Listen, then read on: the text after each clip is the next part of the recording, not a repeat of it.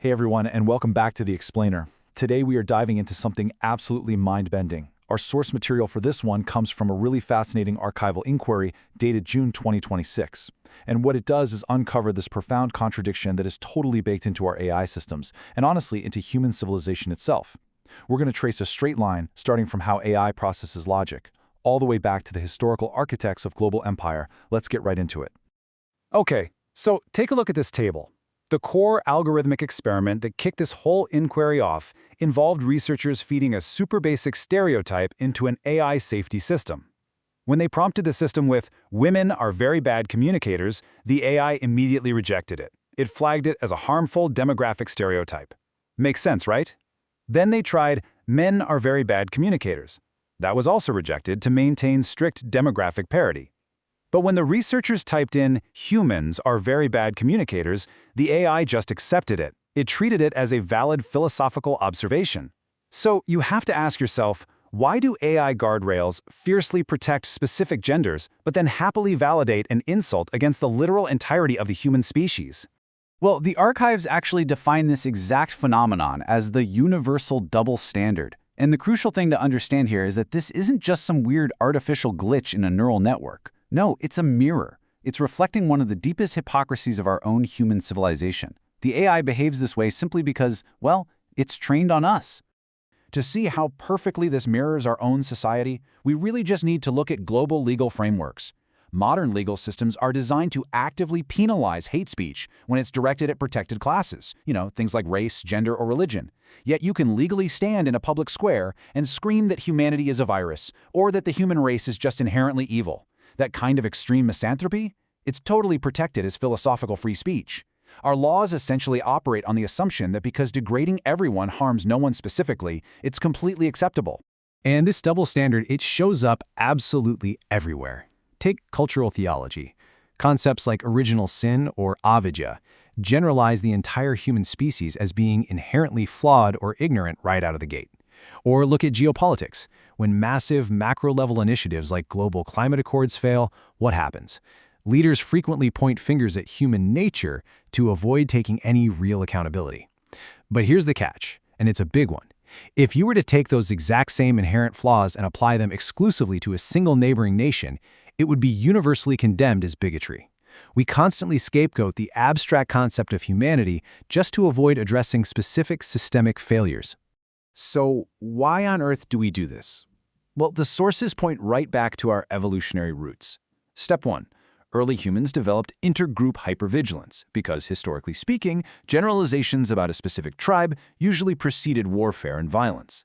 Step 2. Because of that, our threat assessment immediately triggers if a specific subgroup is attacked. But Step 3 is the clever part. Condemning the entire species triggers zero tribal alarms. Why? Because it includes both the speaker and the listener. It actually evolved as this brilliant survival mechanism. It acts as a safe, shared social pressure valve that lets us vent our frustrations without accidentally starting a literal war with our neighbors. So, if the universal double standard is basically a psychological safety valve, I want to ask you a really profound question based on these archives. What happens if we applied this exact same logic to deconstruct our own history books? What if the way we talk about the past is suffering from this exact same massive protective generalization? Think for a second about the term European colonization.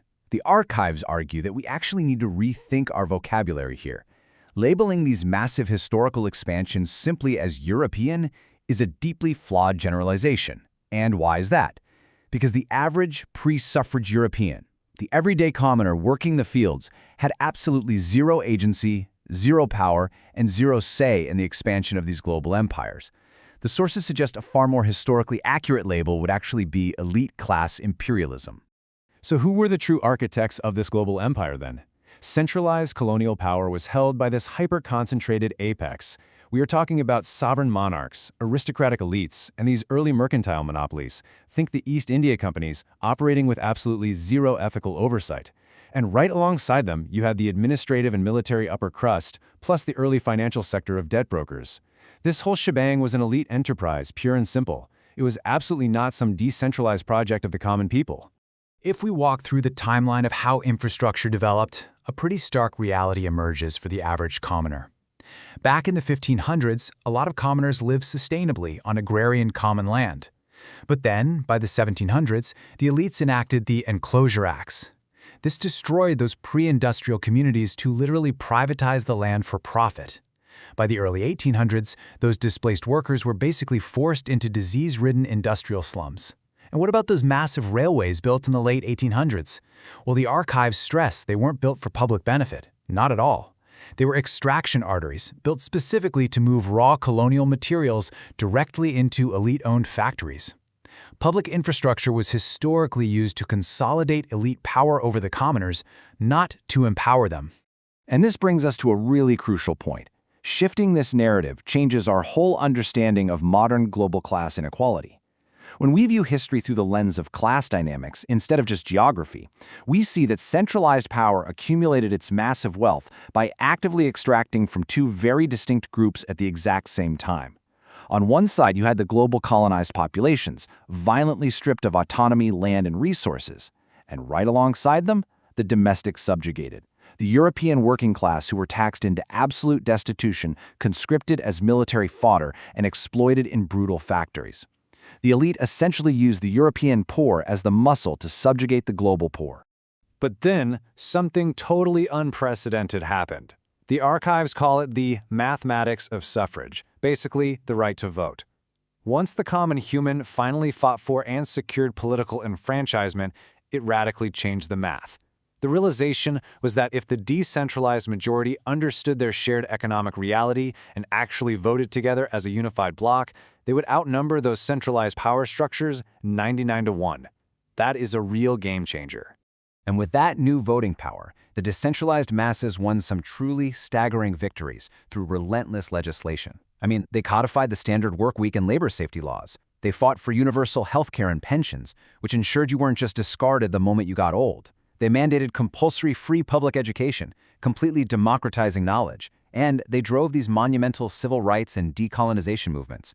The commoner essentially transformed from just being human capital into a formidable political force.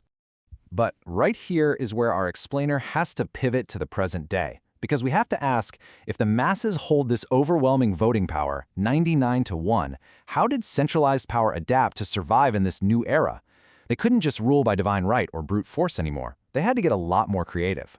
The archives actually outline their modern survival strategy, and it's basically a divide and conquer playbook. Step 1, you fracture that massive voting bloc over cultural wedge issues, making sure they fight horizontally against each other rather than aiming their frustration vertically.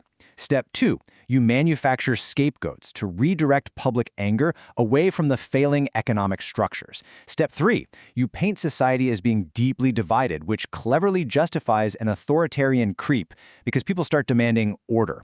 And finally, step 4, you commodify the resulting outrage for profit. Elite groups maintain their control today precisely by distracting the public with these carefully cultivated cultural divisions. Listen to this quote from the archives because it honestly hits the nail on the head for this whole system. As long as the common human is angry at the person struggling next to them, the people hoarding the resources remain invisible and secure. General misanthropy and neighbor-to-neighbor division serve as the ultimate distraction. While we're busy blaming human nature or the person living next door for our declining quality of life, the actual structural economic issues remain completely untouched and invisible. So this brings us to a really critical question about our world right now. If we bridge the gap between those historic aristocrats and the power dynamics that are dominating our current reality, we have to ask, do modern structures extract value from the global population in a similar manner? Just think about the parallels for a second. Historically, colonial mercantile monopolies, like those East India companies we talked about, they extracted global wealth through sovereign royal charters with zero ethical oversight. Today, modern tech monopolies extract global wealth through the algorithm of anger and extreme data concentration. Outrage isn't just politically useful anymore, it is a highly lucrative digital business model. And it feeds right back into that universal double standard we started with, amplifying our tribal defenses to keep us clicking, keep us fighting, and keep us completely distracted. We started today by looking at how an AI protects subgroups while condemning all of humanity. And we've seen how that exact same double standard has been weaponized across history to divide the masses and protect elite centralization. So I want to leave you with this final, provocative thought to ponder. In our modern era, Has the internet and decentralized communication finally given the common human a tool to see through this division? Or has it simply provided centralized powers a much more efficient machine to enforce it? Thank you so much for exploring this fascinating archive with me today. Keep asking the big questions, and I'll see you in the next explainer.